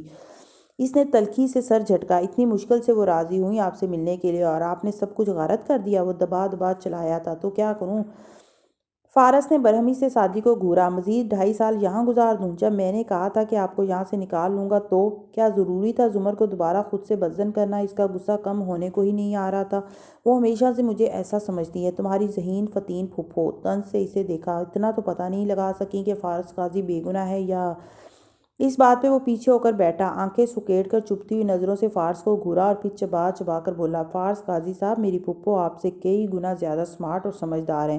آپ کی طرح وہ ہاتھوں سے نہیں سوچتی، دماغ سے سوچتی ہیں، اور ہاں، اگر آپ کی جگہ وہ جیل میں ہوتی تو 2.5 سال کیا 2.5 دن میں باہر نکل آتی۔ Thank you very much Saadi, میں بہت مرعوب ہوا ہوں۔ اس نے اتنی برہمی سے سر جھٹکا۔ آپ کو یہ بات حیران کر رہی ہے کہ اتنی سمارٹ ہو کر بھی آپ کو کی بے گناہی کا یقین نہیں ہے؟ کچھ دیر بعد وہ قدرے ہموار لہجے میں بولا۔ فارس کچھ کہے بنا اسے دیکھنے لگا۔ ماموں، آپ ایک بات بھول رہے ہیں۔ بات ذہانت یا بیوقوفی کی نہیں ہے۔ امی کو دیکھ لیں، امی بالکل بھی ذہین نہیں ہے، دودھ چولہے پہ رکھ کر بھول جاتی ہیں۔ ان سے پوچھو کہ ورلڈ ٹریڈ سینٹر پہ حملہ کب ہوا تھا تو تاریخ یا سن یاد نہیں ہوگا، مگر کہیں گی تب سعدی فلاں کلاس میں تھا، ان کا کیلنڈر ان کے بچوں کی پیدائش ان کے چلنے بولنے یا فلاں کلاس میں ہونے کے مطابق ان کے ذہن میں فٹ ہے۔ بالکل ہی بھولی ہیں امی۔ مگر جب میں نے ان سے کہا کہ ماموں کی جعلی ٹیپ سن لیں تو انہوں نے نہیں سن لی، سن لیتی تب بھی نہ مانتی۔ اپنی تمام تر سادگی کے باوجود ان کو جتنے ثبوت آپ کے خلاف مل جائیں وہ آپ کو گناہگار نہیں مانیں گی۔ پتہ ہے کیوں؟ کیونکہ ان کو مجھ پہ اعتبار ہے۔ اور وہ ٹھہرا، اس بات میں سر ہلایا، اور میڈم زمر کو مجھ پہ اعتبار نہیں ہے۔ بہت سالوں بعد اس کو وہ بات سمجھ آئی تھی۔ بالکل، وہ آپ پر اعتبار نہیں کرتی، سو اب آسمان سے فرشتے اتر کر آپ کے حق میں گواہی دیں وہ تب بھی نہیں مانیں گی، کیونکہ ٹوٹا اعتبار جوڑنا بہت مشکل ہوتا ہے، اور وہ کیوں کریں آپ پہ اعتبار؟ وہ آپ کو جانتی ہی کتنا ہے۔ چند ماہ کے لیے آپ ان کے اسٹوڈنٹ رہے تھے، وہ کبھی بھی آپ سے بے تکلف نہیں تھیں، آپ کام کے علاوہ ان سے کبھی کوئی بات نہیں کرتے تھے۔ اس کے بعد وہ کام پڑنے پہ آپ سے رابطہ کر لیتی یا خاندانی تقریبات میں آپ سے سرسری ملاقات ہو جاتی، اور بس وہ آپ کو ویسے نہیں جانتی جیسے ہم جانتے ہیں، جیسے امی جانتی ہیں۔ جس دن وہ آپ کو جاننے لگیں گی اس دن اعتبار بھی کرنے لگیں گی، اس لیے پلیز ان کو دشمن سمجھنا چھوڑ دیں۔ ایک ایک لفظ پہ زور دیتا وہ فکرمندی سے کہہ رہا تھا، زمر دشمن نہیں ہے، زمر وہ واحد انسان ہے جن کو میں اپنے ساتھ کھڑا کرنا چاہتا ہوں اس جنگ میں، مگر ابھی یہ ممکن نہیں، اس لیے ان کو الزام مت دیں، میں آپ کو باہر نکال لاؤں گا، ٹرسٹ می، صرف چند ماہ، مجھے چند ماہ کا وقت دیں، میں آپ کو یہاں سے نکال لوں گا۔ سینے پہ ہاتھ رکھے آگے جھکے وہ خفگی سے ہی صحیح التجا کر رہا تھا۔ فارس نے ہلکا سا اس بات میں سر ہلایا، مگر اسے ساتھ ہی تیکھی نظروں سے بھی دیکھا۔ اور تم کیا کرو گے؟ سعدی نے گہری سانس لی، پیشانی انگلی سے کھجائی، جو بھی کرنا پڑا۔ بات سنو، اس نے انگلی اٹھا کر تنبیہ کی، کوئی الٹی سیدھی حرکت مت کرنا ورنہ 4 دن میں ادھر جیل میں بند ہوگے۔ بیزاری اور غصے کے پیچھے جیسے وہ فکرمند ہوا۔ سعدی لب بھینچے آگے ہوا، جھک کر اس کی آنکھوں میں دیکھا، میری جو مرضی آئے میں کروں گا، جو بھی کرنا پڑا کروں گا، زیادہ مسئلہ ہے آپ کو تو مجھے گرفتار کروا دیں۔ ڈٹائی سے کہتا اٹھ کھڑا ہوا۔ فارس نے بے بسی بھری برہمی سے اسے گھورا، کچھ غلط کرنے کی کیا ضرورت ہے؟ میں آپ پہ یہ احسان کرنے جا رہا ہوں اس امید پہ کہ شاید کبھی آپ بھی ایسا ہی احسان میرے اوپر کرنے کے قابل ہوں، اور اینڈ یو آر ویلکم۔ مسکرا کر سر کے خم سے اس کا وہ شکریہ قبول کیا جو اس نے نہ کہا تھا نہ کہنا تھا، اور پھر جب وہ مڑا تو اس نے سنا فارس نے قدرے تذبذب کے بعد کہا، سنو، میں ایک شخص کو جانتا ہوں جو تمہاری مدد کر سکتا ہے۔ سعدی قدم قدم سینے چڑھتا اوپر آیا۔ راہداری کے سرے پہ عمارت کا فلور نمبر لکھا تھا۔ اس نے ہاتھ میں پکڑی چٹ سے پتہ ٹیلی کیا اور ادھر ادھر گردن گھمائی۔ آگے پیچھے فلیٹس کے بند دروازے تھے۔ وہ دائیں طرف کے دوسرے دروازے پہ آیا اور بیل بجائی۔ کون؟ اندر سے مردانہ آواز سنائی دی، مجھے احمد شفیع سے ملنا ہے۔ دروازہ کھلا۔ ذرا سی درد سے اس نوجوان نے باہر جھانکا۔ ماتھے پہ بکھرے بال، ٹراؤزر پہ شرٹ پہنے، وہ سیاہ آنکھوں والا نوجوان تھا۔ اس نے اوپر سے نیچے تک سعدی کا جائزہ لیا، جو جینس پہ گول گلے کی سویٹر پہنے کھڑا متذبذب سا اسے دیکھ رہا تھا۔ میں نے کوئی پیزا آرڈر نہیں کیا۔ وہ بیزاری سے دروازہ بند کرنے لگا۔ سعدی جلدی سے بولا، میں سعدی ہوں، فارس غازی کا بھانجا۔ کیا میں دیکھنے میں ڈیلیوری بوائے لگتا ہوں؟ بند کرتے کرتے وہ رکا، پھر دروازہ پورا کھول دیا۔ آپ کے نوجوان نے قدرے غور سے اسے دیکھا، پھر ترچھا کر کے اندر آنے کا اشارہ کیا۔ سعدی قدرے ہجان سے اندر آیا۔ آپ حال ہی میں جیل سے رہا ہوئے ہیں، ماموں نے بتایا۔ چھوٹے سے فلیٹ کو طائرانہ نظروں سے دیکھتے وہ لاؤنج کے وسط میں کھڑا برائے بات بولا۔ جواب میں احمد نے شانے اچکائے۔ میرے وکیل نے سارے ثبوت مٹا دیا اور اس گھنگریالے بالوں والی چڑیل پراسیکیوٹر کو نتیجتاً چارجز ڈراپ کرنے پڑے۔ وہ اوپن کچن میں آیا، فریج کھولا، دو کوک کے کین نکالے اور مڑا تو سعدی صوفے کے ساتھ کھڑا بالکل چپ سا اسے دیکھ رہا تھا۔ بیٹھو، اس نے اسی لاپرواہی سے اشارہ کیا، مگر وہ نہیں بیٹھا۔ وہ گھنگریالے بالوں والی پراسیکیوٹر میری سگی پھوپھو ہیں۔ دانت سے کین کا منہ کھولتے احمد کو گویا ہچکی آئی۔ بمشکل سنبھلتے وہ چہرے پہ معذرت خواہ تاثر لایا۔ آئی ایم سوری، میرا وہ مطلب نہیں تھا۔ وہ بہت اچھی ہیں، میں ان کی بہت عزت کرتا ہوں۔ بیٹھو نا۔ ایک لمحے کو سعدی نے راہداری کو جاتے دروازے کو دیکھا، گویا وہ وہاں سے بھاگ جانا چاہتا ہو، مگر یہ تو جان گیا تھا کہ پہلے تاثر سچ نہیں ہوتے۔ سو سر ہلا کر صوفے پر بیٹھا۔ احمد نے دوسرا کین اس کی طرف اچھالا، جسے اس نے دونوں ہاتھوں میں کیچ کیا۔ یوں ہی پتہ نہیں کیوں نوشیروان یاد آیا۔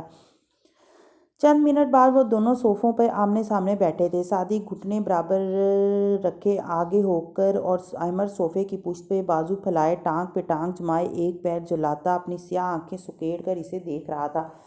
میں چاہتا ہوں جج فارس غازی کے حق میں فیصلہ دے دے۔ اس کے لیے میں کیا کروں؟ ماموں نے کہا تھا آپ میری مدد کر سکتے ہیں۔ احمد نے کین اونچا کر کے گھونٹ بھرا، پھر اسے نیچے کیا، ابرو اچکائے۔ سمپل،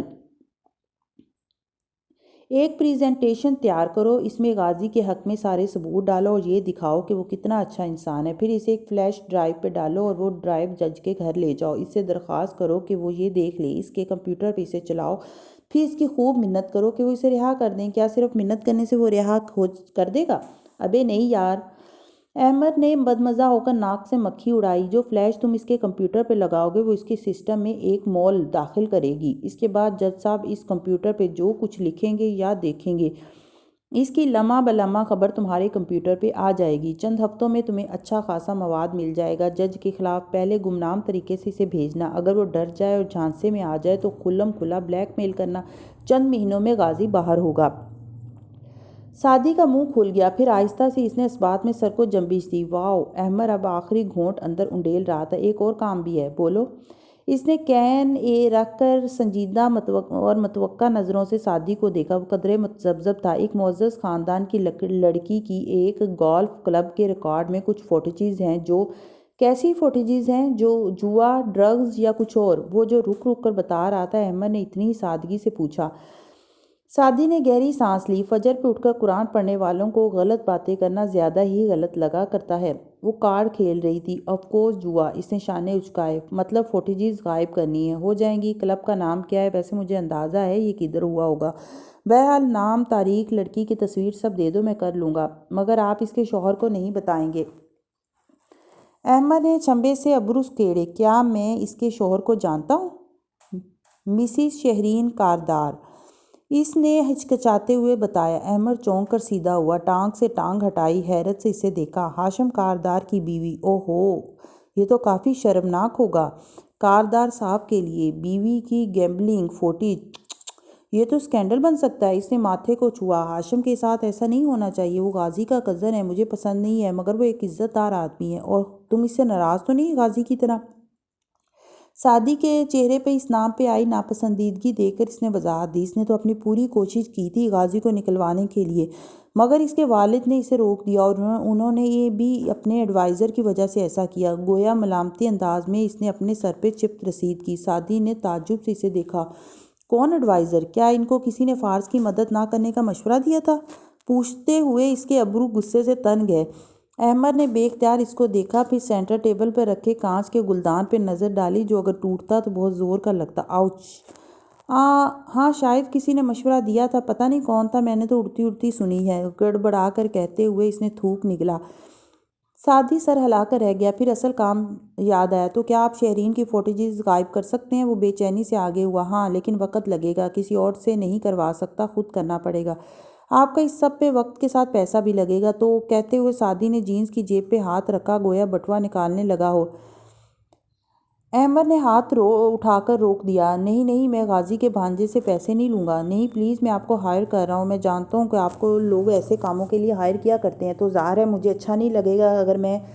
سنو بچے، سنجیدگی سے کہہ کر ہاتھ اٹھا کر سعدی کو مزید بولنے سے روکا۔ پہلی بات، میں تم سے پیسے نہیں لوں گا، اور دوسری بات، جس جیب پہ تم نے ہاتھ رکھا ہے تمہارا بٹوا اس میں نہیں بلکہ دوسری جیب میں ہے۔ شرمندہ مت ہونا، مجھے پتہ ہے تم اپنی خودداری کی وجہ سے کہہ رہے ہو، اس لیے سنو، میں بھی اپنی خودداری کی وجہ سے کہہ رہا ہوں، میں غازی کے بھانجے سے پیسے نہیں لوں گا۔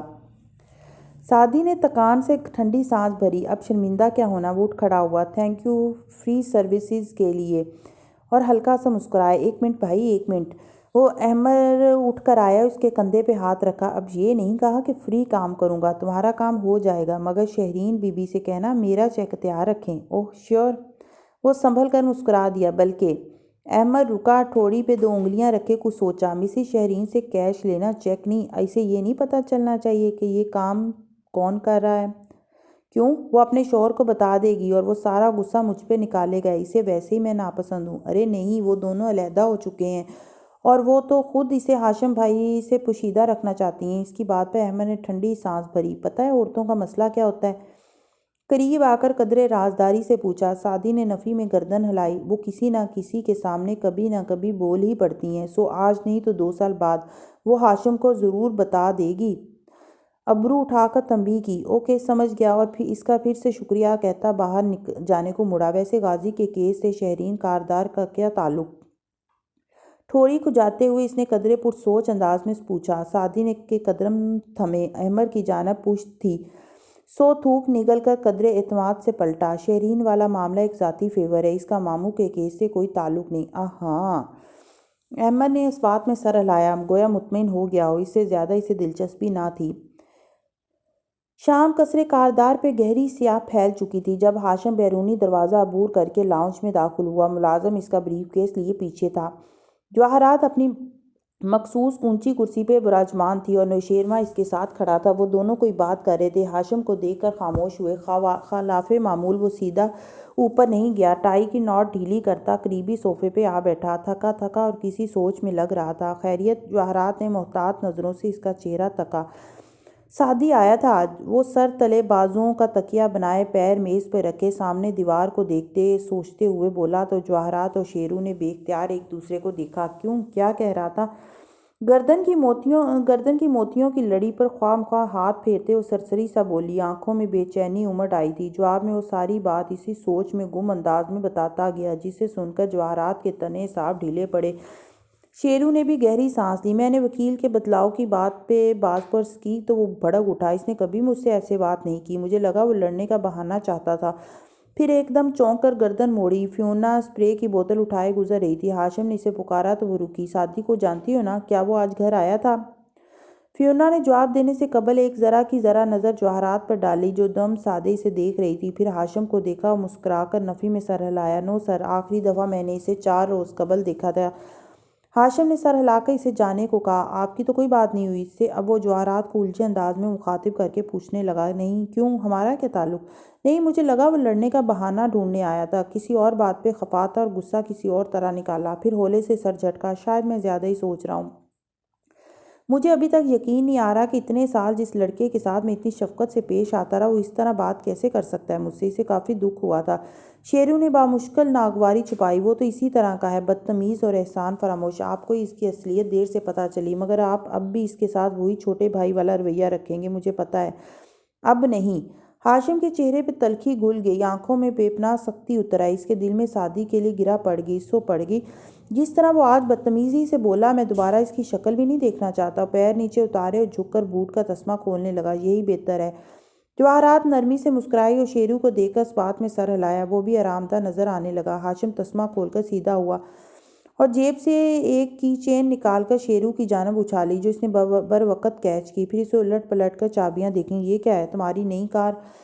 بیٹھے بیٹھے چہرہ اٹھا کر وہ تکان سے مسکرایا۔ نوشیروان نے بے یقینی سے اسے دیکھا اور پھر چابیوں کو۔ نہیں، یہ وہ اسپورٹس کار نہیں ہے جو تم چاہتے تھے۔ اس کی جگہ ایک ایگزیکٹو لگژری کار دے کر میں تمہیں یہ بتانا چاہتا ہوں نوشیروان کہ تمہاری کمپنی جو ڈیڈ نے تم سے لی تھی، میں نے تمہیں واپس کر دی ہے۔ تمہیں وہ چیز نہیں ملے گی جو تم چاہتے ہو، بلکہ وہ دی جائے گی جو تمہارے لیے بہتر ہوگی۔ اور پھر نرمی سے مسکرا دیا۔ تھینک یو سو مچ بھائی۔ وہ حیران خوشی تیزی سے باہر کو بھاگا۔ ہاشم اب اٹھ کر اوپر جا رہا تھا۔ جواہرات مسکراتے ہوئے سکون اور اطمینان سے دونوں بیٹوں کو جاتے دیکھتی رہی۔ جب وہ لاؤنج میں اکیلی رہ گئی تو میز پر رکھے شیرو کے فون کی بپ بجی۔ اس نے بنا توقف کے موبائل اٹھا کر دیکھا۔ شہرین کا میسج تھا۔ کوئی عام سی بات کہی تھی اس نے، مگر جواہرات کے ابرو تن گئے۔ پرسوچ انداز میں بیرونی دروازے کو دیکھا جہاں سے شیرو گیا تھا اور پھر انگلیوں کو حرکت دی، پیغام مٹایا، فون واپس رکھا اور اسی شان سے اس کرسی پر بیٹھی رہی جو کسی ملکہ کا خاصہ ہوتی ہے۔ تنی گردن، بے نیاز مسکراہٹ اور ایک عظیم الشان سلطنت کے خیال سے چمکتی آنکھیں۔ وہ آزاد تھی، اورنگزیب کی غلامی کی زنجیروں سے یکسر آزاد۔ سو اگلا 1.5 برس بہت اچھا گزرا۔ ہاشم نے کاروبار، گھر سب سنبھال رکھا تھا۔ سونی شہرین کے پاس ہوتی، کبھی آ جاتی تو اچھا لگتا، شہرین آتی تو اچھا نہ لگتا، مگر وہ اس کو فی الوقت تحمل سے برداشت کیے ہوئے تھی۔ شیرو کا شیری کی جانب بڑھتا رجحان بھی اس کی نظر میں تھا، مگر اب بھی اسے برداشت کرنا تھا۔ سعدی اور اس کے خاندان کا داخلہ یہاں بند تھا۔ سونی کی اگلی پارٹی پہ، جو اورنگزیب کی وفات کے 5 ماہ بعد ہوئی، اس نے سعدی کو دعوت نامہ بھجوایا، مگر وہ نہیں آیا۔ ہاشم بھی اب اس کا ذکر نہیں کرتا تھا، سوائے 1-2 دفعہ کے، جبکہ اس نے بتایا کہ سعدی اسے اپنے آس پاس نظر آیا ہے، کبھی کسی ہوٹل تو کبھی کسی اور پبلک پلیس پہ، جیسے وہ کسی چیز کے پیچھے ہے۔ تو جواہرات نے نظر انداز کیا، مگر ہاشم زیادہ عرصہ اس بات کو نظر انداز نہیں کر سکتا تھا۔ یہ عرصہ بھی اس لیے توجہ نہیں کر سکا کہ باپ کے مرنے کے بعد ٹیک اوور کرنا، ہر شے سنبھالنا، ان سب بکھیڑوں نے اسے مصروف کر دیا تھا۔ ایسے میں کس کے پاس اتنا وقت تھا کہ جیل میں جہنم واصل ہوئے کزن یا اس کے بھانجے کی فکر کرے؟ اسے جس دن سعدی کو چیک کرنے کا خیال آیا، فارس اسی دن رہا ہو کر ان کی زندگیوں میں واپس پہنچ گیا، اور جیسے پرسکون ندی میں زور سے پتھر آن گرا ہو۔ آج 1.5 سال بعد کی اس خاموش سپہر میں، جب جواہرات زمر کے گھر سے فارس کے ہمراہ لوٹی تھی اور اپنے گھر میں اسی اونچی کرسی پہ بیٹھی تھی، تو اپنے ایئرنگ پہ انگلی پھیرتے نم آنکھوں سے اسے وہ سب یاد آ رہا تھا جو یاد نہیں کرنا چاہیے تھا۔ اور ہاں، ایک بات وہ اب بھی جانتی تھی، ہاشم اعتراف کرے گا یا نہیں، وہ آج بھی سعدی سے محبت کرتا تھا اور آج بھی اسے مس کرتا تھا۔ تو پھر بالآخر ہم بھی 1.5 برس قبل کے سرما کے سرد ماضی کی کہانی کو وہیں دفن کر کے مکمل طور پہ حال کے موسم گرما کی جانب بڑھتے ہیں، جہاں فارس غازی کی رہائی کے بعد سب کی زندگیاں بدل رہی تھیں۔ یوسف صاحب کے روشن گھر میں مئی کی گرم شام اتری تھی، اور وہ ڈرائنگ روم میں عین اسی جگہ ویل چیئر پہ بیٹھے تھے جہاں دوپہر میں تب براجمان تھے جب فارس اور جواہرات ادھر تھے۔ البتہ اب حاضرین بدل چکے تھے۔ ندرت سامنے صوفے پہ بیٹھی دھیمی آواز سے بڑے ابا کو تسلی دے رہی تھی، اور سعدی، وہ جو آفس سے فارس کا فون سن کر گویا بھاگتے ہوئے امی کو لیے ادھر آیا تھا، کھڑکی کے ساتھ کھڑا نفی میں سر ہلا رہا تھا۔ پھر ان کی جانب مڑا تو چہرے پہ خفگی تھی۔ آپ کس طرح اپنے منہ سے یہ بات فارس ماموں سے کہہ سکتے ہیں؟ کم از کم امی یا مجھ سے تو بات کرتے، وہ کیا سوچتے ہوں گے؟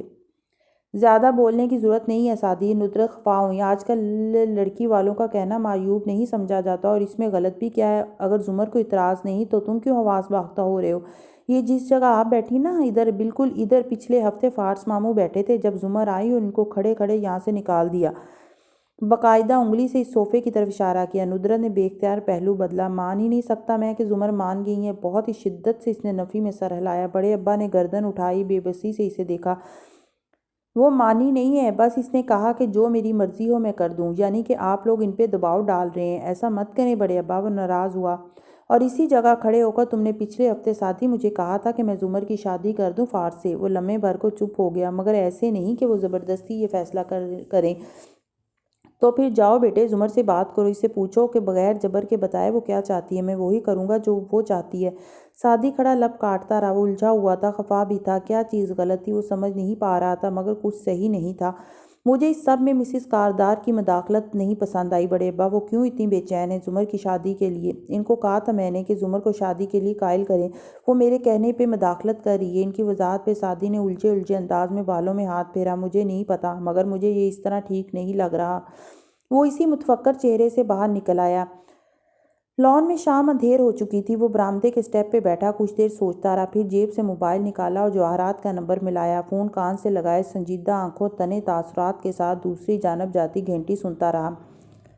سعدی، اتنے عرصے بعد فون پہ تمہاری آواز سنی، کبھی کبھی ہمارے لیے وقت نکال لیا کرو۔ وہ نرم خوشگوار انداز میں بولنی تھیں۔ آپ یہ گلہ ایسے کرتی ہیں جیسے خود بھی واقف نہ ہو کہ اب میرے لیے وقت کس کے پاس نہیں ہوتا۔ چاہ کر بھی وہ بیزاری نہیں ظاہر کر سکا تھا خود کو۔ ہاشم کی ماں کو ہاشم کے کارناموں سے وہ ہمیشہ الگ رکھتا تھا، ہر چیز کے باوجود۔ اس رات شادی میں بھی تم نے مجھ سے خاص بات نہیں کی، سونی کی پارٹی پہ اس نیکلس والے واقعے کا۔ مسز کاردار، آج آپ نے کیا کیا ہے؟ اس نے اکھڑے خشک انداز میں بات کاٹی۔ وہ ترنت بولی، اوہ، کیا کیا ہے میں نے؟ مجھے نہیں معلوم آپ کیوں زمر اور فارس کی شادی کروانا چاہتی ہیں، مگر وجہ جو بھی ہو، میں نے بڑے ابا کو کہہ دیا کہ ایسا کرنے کی کوئی ضرورت نہیں۔ اس نے سختی سے کہتے گویا بات ختم کی۔ تیسری دفعہ سعدی، وہ محظوظ مزہ لینے والے انداز میں گویا ہوئی تو وہ الجھا، سوری، پہلی دفعہ بچپن میں زمر کے جہیز کو آگ لگانا، اور دوسری دفعہ 4 سال پہلے وہ زمر کو ایک خطرناک کیس میں دھکیلنا۔ 2 بار تم نے اس کی شادی نہیں ہونے دی، اب تیسری دفعہ رکھنا ڈالو گے؟ Excuse me? بے یقینی سے اس نے فون کو کان سے ہٹا کر دیکھا۔ مشکل بات نہیں کی میں نے، تم نے خود بتایا تھا بچپن میں وہ تمہیں اپنی شادی کی چیزیں دکھا رہی تھی اور پھر وہ چلی گئی اور تم وہیں کھیلتے رہے، پھر کھیل کھیل میں آگ لگ گئی، اس کا جہیز جل گیا۔ میں اس وقت 10 سال کا تھا مسز کاردر۔ کچھ دیر پہلے کے تنے تاثرات غائب تھے اور وہ پھیکے پڑتے چہرے کے ساتھ بامشکل بول رہا تھا، اور تم اچھی طرح جانتے تھے کہ تم کیا کر رہے ہو۔ وہ شاید مسکرائی تھی، تم سے کھیل میں آگ نہیں لگی تھی، تم نے جان بوجھ کر آگ لگائی تھی۔ اس نے محظوظ سی سرگوشی کی اور وہ دم سادے سانس روکے بیٹھا رہ گیا۔ میں اس وقت 10 سال کا تھا مسز کاردر، مگر وہ کہے جا رہی تھی، وہ تمہاری بیسٹ فرینڈ تھی اور جو شادی کے بعد کراچی چلی جاتی۔ تم جیلس ہو گئے تھے اور انسیکیور بھی۔ مجھے جب تم نے بتایا تھا تب میں نے تمہاری آنکھیں پڑھی تھی بچے، وہ آگ تم نے خود لگائی تھی۔ میں اس وقت 10 سال کا تھا مسز کاردر، بدک کہہ کر اس نے نچلے لب میں دانت پیوست کیے، جیسے ڈھیروں ضبط کیا۔ آنکھوں میں نمی آئی تھی، مگر اب تم 10 سال کے نہیں ہو، اب بڑے ہو جاؤ اور اپنی پھپھو کو اس کی زندگی گزارنے دو۔ اس کے رشتے میں مداخلت مت کرو، کیونکہ جب تم مداخلت کرتے ہو تو وہ تو صرف نقصان اٹھاتی ہے۔ آپ یہ اس لیے کہہ رہی ہیں تاکہ میں اس معاملے سے خود کو الگ کر لوں اور آپ کا جو بھی مقصد ہے وہ پورا ہو جائے۔ اس نے کمزور لہجے کو مضبوط کرنے کی ناکام جدوجہد کی۔ ہاں، میں اسی لیے کہہ رہی ہوں، مگر یہی سچ ہے، کیا نہیں ہے؟ وہ لمحے بھر کی خاموشی کے بعد فون بند ہو گیا۔ سعدی کتنی دیر چپ چاپ اسٹیپ پر بیٹھا رہا، آنکھیں قدموں میں گگے گھاس پہ جمائے وہ مسلسل لب کاٹ رہا تھا۔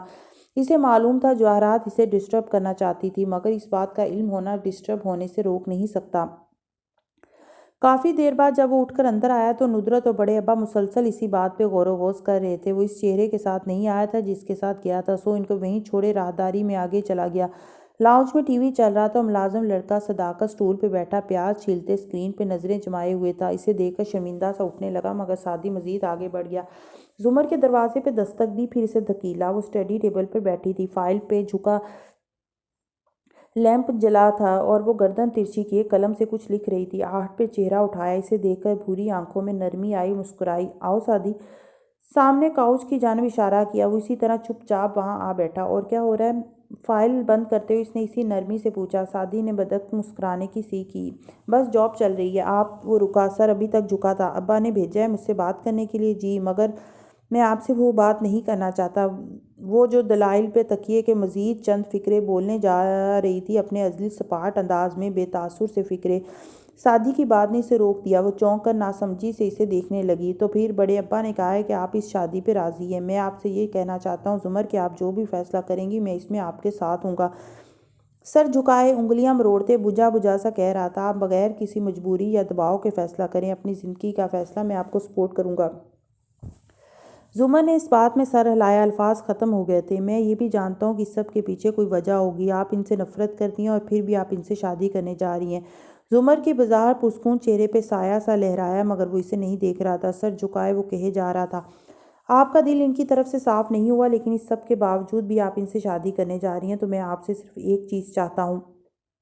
اس نے جھکی نظریں اٹھا کر زمر کو دیکھا جو دم سادے اسے سن رہی تھی۔ کیا آپ مجھ سے وعدہ کرتی ہیں کہ آپ فارس ماموں کو کبھی ہرٹ نہیں کریں گی؟ زمر نے تھوک نگلا، یوں کہ اس کی آنکھیں گھنگریالے بالوں والے خوبصورت لڑکے پہ جمی تھی اور لب خاموش تھے۔ کیا آپ مجھ سے وعدہ کریں گی کہ آپ کبھی بھی ان کو دانستہ طور پر نقصان نہیں پہنچائیں گی؟ وہ برے اور بھیانک خوف کے زیر اثر کہہ رہا تھا۔ زمر نے خواہ چہرہ پھیر کر میز کو دیکھا، پھر لیمپ کو، پھر فائلز کو اور پھر دوبارہ سعدی کو۔ اتنا بڑا وعدہ جو انتقام کے ہر ارادے کو مار ڈالے۔ میں اسے نقصان نہیں پہنچاؤں گی، آئی پرومس۔ چند لمحے بعد وہ سعدی کی آنکھوں میں دیکھ کر بولی اور دوبارہ تھوک نگلا۔ سعدی نے گہری سانس لے کر بھویں پہ ہاتھ رکھے سر جھکا دیا، گویا تنے اعصاب ڈھیلے کیے۔ زمر ہنوز پلک جھپکے بنا اسے دیکھ رہی تھی، پھر اس نے سر اٹھایا، مسکرایا اور کھڑا ہوا۔ میں آپ کے ساتھ ہوں، آپ جو بھی چاہیں گی میں وہی کروں گا اور کرواؤں گا۔ زمر پھیکا سا مسکرایا، جب وعدہ ٹوٹے گا تو وہ اس کے بارے میں کیا سوچے گا؟ ابا چاہتے ہیں میں اس سے شادی کر لوں، میں کر لوں گی سعدی، میں نے کہا نا میں آپ کے ساتھ ہوں۔ وہ دروازے تک گیا، پھر رکا، مسکراہٹ مدھم ہو کر حزن میں بدلی، سر جھکائے بنا مڑے دھیرے سے بولا، اور مجھے معاف کر دیجیے گا میری ہر اس چیز کے لیے جس نے آپ کو نقصان دیا۔ آئی ایم سوری زمر، میں جان بوجھ کر نہیں کرتا، پھر بھی میری وجہ سے کچھ نہ کچھ غلط ہو جاتا ہے۔ اور پھر رکے بنا باہر نکل گیا۔ زمر نے کنپٹی کو انگلی سے مسلا، اسے لگا انگلیوں میں لرزش ہے۔ چیئر گھما کر رخ دائیں جانب کیا تو سنگار میز پر آئینہ سامنے آیا اور اس کا عکس بھی۔ کرسی پہ بیٹھی گھنگریالے خوبصورت بالوں والی لڑکی، جس کے ناک کی لونگ دمک رہی تھی مگر آنکھیں پریشان تھیں۔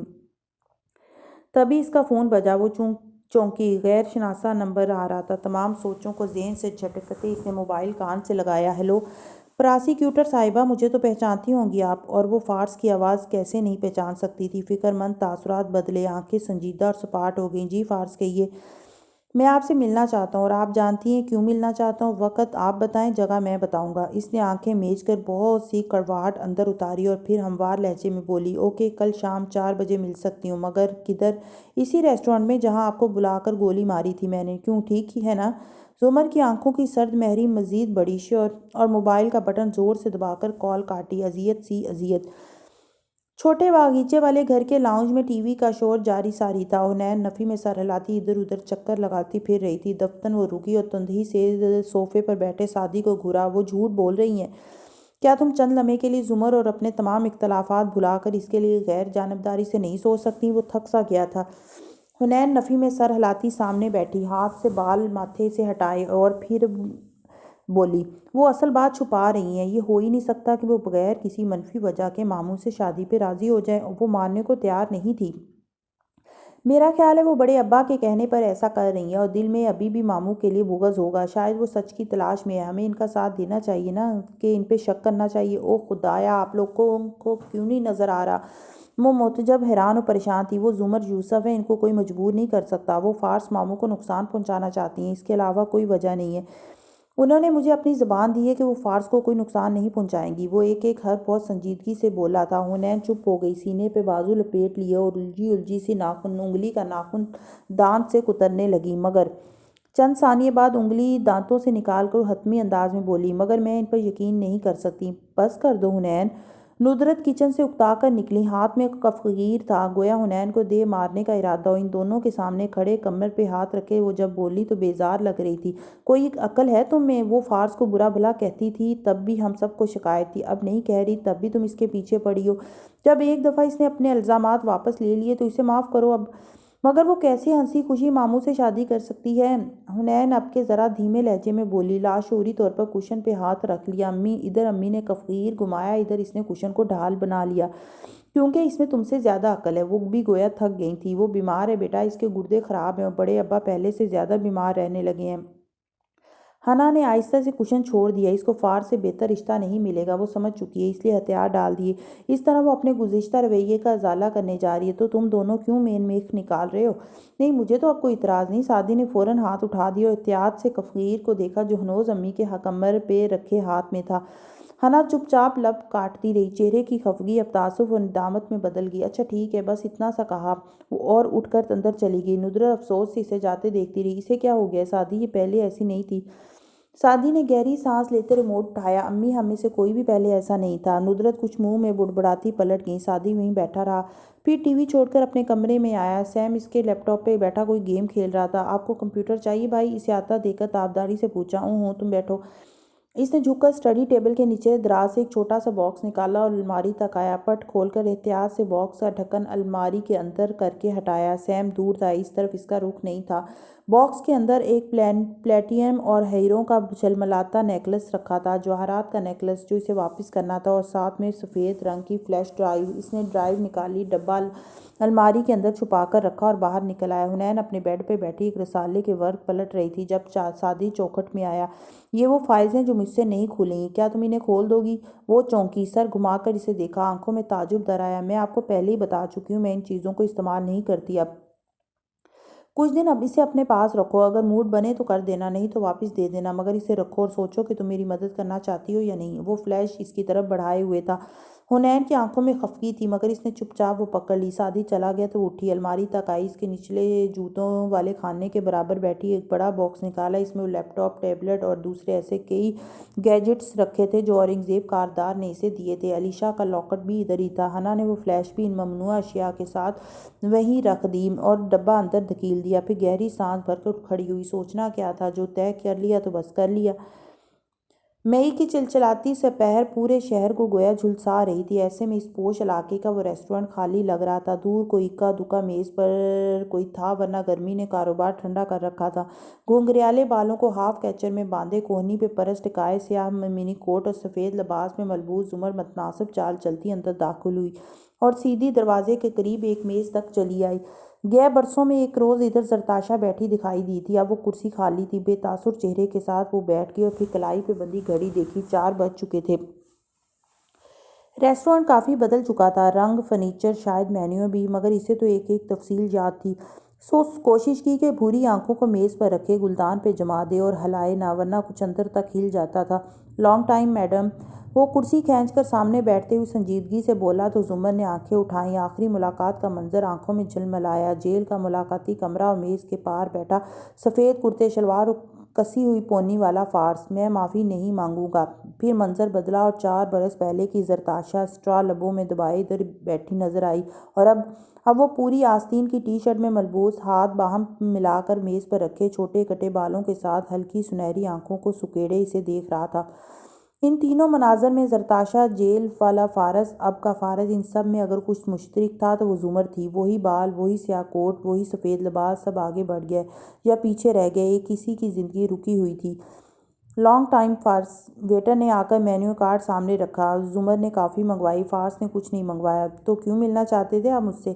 اس کی آنکھوں میں دیکھ کر ٹھنڈا سا بولی، آپ کے والد نے مجھ سے کہا ہے کہ میں آپ سے شادی کر لوں۔ اس کے تاثرات دیکھنے میں رکا۔ زمر نے ہلکے سے اس بات میں سر کو خم دیا۔ مجھے معلوم ہے، انہوں نے مسز کاردار کے کہنے پہ ایسا کیا اور مسز کاردار نے میرے کہنے پہ۔ فارس نے تعجب سے چہرہ ذرا پیچھے کیا، پتلیاں سکیڑ کر اسے دیکھا۔ اس کی آنکھوں میں دیکھتے زمر نے ابرو اٹھائی۔ کیوں، آپ کو کیا لگا تھا میں جھوٹ بولوں گی، اداکاری کروں گی، یہ ظاہر کروں گی کہ آپ کو معاف کر دیا یا بے گناہ سمجھتی ہوں اور دل سے اس شادی پر راضی ہوں؟ ذرا سے استہزاء سے نفی میں سر ہلایا۔ آپ مجھے بالکل نہیں جانتے فارس۔ وہ پیچھے ہو کر بیٹھا، کھوجتی مشتبہ نظروں سے اسے دیکھ رہا تھا۔ اسے واقعی امید نہیں تھی کہ وہ خود ہی ہر شے کا اعتراف کر لے گی۔ آپ نے مسز کاردار سے ایسا کرنے کے لیے کیوں کہا؟ کیونکہ مجھے چند دن پہلے یہ معلوم ہوا کہ آپ نے میرا رشتہ مانگا تھا اور میری امی نے انکار کیا تھا۔ اس سے پہلے میں اتنے سال یہ سمجھتی رہی کہ آپ نے مجھے صرف استعمال کی شے سمجھ کے استعمال کیا، کولیٹرل ڈیمیج، مگر اب مجھے یہ پتہ چلا ہے کہ یہ ذاتی جنگ تھی، میں مظلوم نہیں تھی، انتقام لیا تھا آپ نے مجھ سے۔ وہ خبریں پڑھنے کے انداز میں کہے گئی۔ کافی آ گئی تو اس نے کپ اٹھایا، جلتا ہوا مایا لبوں سے لگایا۔ اچھا، پھر وہ چبھتی آنکھیں اس پہ مرکوز کیے ہوئے تھا، اور میں یہ بھی جانتی ہوں کہ ابا تب سے اب تک میری آپ سے شادی کروانا چاہتے ہیں، سو میں نے مسز کاردار سے کہا کہ وہ ایسا کروا دیں۔ میں آپ سے شادی کے لیے تیار ہوں۔ کافی اچھی ہے۔ سرا کر اس نے کپ واپس رکھ لیا۔ ہوں، اور کس لیے؟ جواب میں زمر نے ہلکے سے شانے اچکائے۔ یہ واحد طریقہ ہے جس کے ذریعے میں آپ سے آپ کے جرائم کا اعتراف کروا سکتی ہوں، اور مجھے یہی کروانا ہے۔ تو اگر آپ مجھ سے انتقاماً شادی کرنا چاہتی ہیں تو مجھے کیوں بتا رہی ہیں؟ کیونکہ آپ کے برعکس میں کمر پہ وار کرنے والوں میں سے نہیں ہوں۔ میں آپ کو پہلے سے وارن کر رہی ہوں، میں یہ شادی آپ سے اعتراف جرم کے لیے کر رہی ہوں، اس لیے آپ چاہیں تو یہ شادی نہ کریں اور میرے ابا کو انکار کر دیں، فیصلہ آپ کا ہے۔ कप के मुंह पे अंगूठा फेरती वो कह रही थी। फार्स की आंखों में नागवारी उभरी। इस ऑप्शन का शुक्रिया। क्या मैं इस पोजीशन में हूँ कि जब आप वो अपने मुंह से कह चुके हैं तो इनको इनकार कर दूँ? जुमर ने हल्के से कंधे उचकाए। मैंने आपको मतला करना था, कर दिया। मुझसे शादी करेंगे तो इतराफ़ी जुर्म करना ही पड़ेगा एक दिन। आगे आपकी मर्जी। कप उठाकर घोंट भरा। पुरस्कून मुतमईन आंखें फार्स पे जमी थीं। फार्स आगे हुआ, मेज़ पर हाथ रखकर इसकी सिमत झुका। क्या आप मुझे चैलेंज कर रही हैं? सच्चाई बता रही हूँ। और ये सच्चाई कितने लोगों को मज़ीद बताने का इरादा है आपका? अगर आपने वो जुर्म नहीं किया था तो आपको फ़िक्र नहीं होनी चाहिए। कप परे करके इसने बैग की स्ट्रैप कंधे पे डाली, सर्द सा मुस्कुराई। और अगर आपको शादी पे कोई इतराज़ ना हो तो इतना ख्याल रखिएगा कि मेरे भतीजे और मेरे अब्बा इस मामले से बेखबर रहें जो हमारे दरमियान डिस्कस हुआ है। इस सब में इनको दुख नहीं पहुंचना चाहिए। श्योर। इसने तल्खी से गर्दन को खम दिया। कोई और सवाल नहीं है तो मैं जाऊं? और परस उड़ थामे उठी, कुर्सी धकीली और जाने के लिए मुड़ी। सिर्फ एक सवाल मैम। वो जेब से वॉलेट निकालते उठा, सर झुकाए, चंद नोट निकाले, मेज़ पर रखे और चेहरा उठाकर इसे देखा। वो पलटकर सवालिया नज़रों से इसे देख रही थी। अगर मेरे खिलाफ इस सारी अनथक मेहनत के बाद आपको ये मालूम हुआ कि मैं बेगुनाह था तो क्या करेंगी आप? जुमर, जो इसके मुखातब करने पर रुकी थी, परस पे हाथ रखे खड़ी चंद लम्हे इसकी आंखों में देखती रही। हम दोनों जानते हैं कि आप बेगुनाह नहीं हैं। फिर मुड़ी और तेज़ तेज़ कदमों से बाहर की जानिब बढ़ गई। इसके पास इस सवाल का जवाब ना था, या इसने जवाब सोचा ही ना था। फार्स कान की लो मसलता सोचती नजर निगाहों से इसे जाते देखता रहा। कसरे कारदार में इस रात डाइनिंग हॉल में खाना चुन दिया गया था और हाशिम खाली सरबराही कुर्सी के दाएं हाथ पहली कुर्सी पे बैठा निपकन फैला रहा था जब इसने लाउंज की सिमत से जवाहरात को आते देखा। किसका फ़ोन था?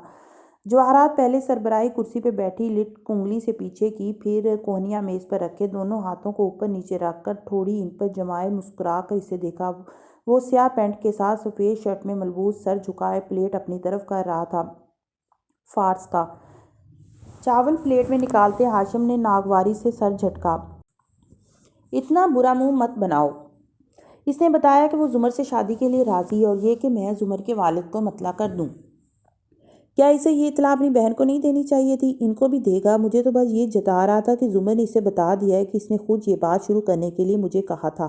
कांटे से चावल लबों तक ले जाते हाशिम ने रुक कर चंबे से इसे देखा। जुमर ने इसे क्यों बताया? इसे मुझ पर एतबार नहीं है। इसे लगा होगा कि मैं इस राज को इसके खिलाफ इस्तेमाल कर सकती हूँ, इसीलिए मुझे इसने बता दिया। मुझे भी इसकी ये उम्मीद नहीं थी, मगर बहरहाल वो एक अक्लमंद औरत है। गहरी सांस लेकर जवाहरात ने सलाद के प्याले से चम्मच भरकर प्लेट अपनी प्लेट में डाला। इंतकाम लेने के 1000 तरीके होते हैं। इसे फार्स से शादी करने की क्या ज़रूरत थी? मुझे ये बिल्कुल भी ये सब पसंद नहीं आ रहा। वो नापसंदगी से कहते प्लेट पर झुका खा रहा था। तुम्हें क्या बुरा लग रहा है? वो शादी के बाद इधर अबरू से खिड़की की जानब इशारा किया जिसके पार दूर सब्ज़ाजार अनेक्सी खड़ी थी। इधर आकर रहने लग जाएगी। सुबह शाम मुझे इसकी शक्ल देखनी होगी। का नाकाबिले बर्दाश्त। मुंह में चावल रखे बरहम आंखों के साथ चबाता रहा। ये हमारे लिए ज़्यादा अच्छा है, तुम देखते जाओ। वो मुस्कुरा दी। शेरू कहाँ है? कल भी डिनर पे नहीं था। थोड़ी खामोशी के बाद हाशिम ने मुकाबिल रखी कुर्सी को खाली देखकर पूछा, दोस्तों के साथ बाहर है शायद? आपने पूछा नहीं? ये कौन से नए दोस्त निकल आए हैं इसके? खुद ही तो कहते हो इस पे दबाव ना डाला करूं, सो खामोश हूँ।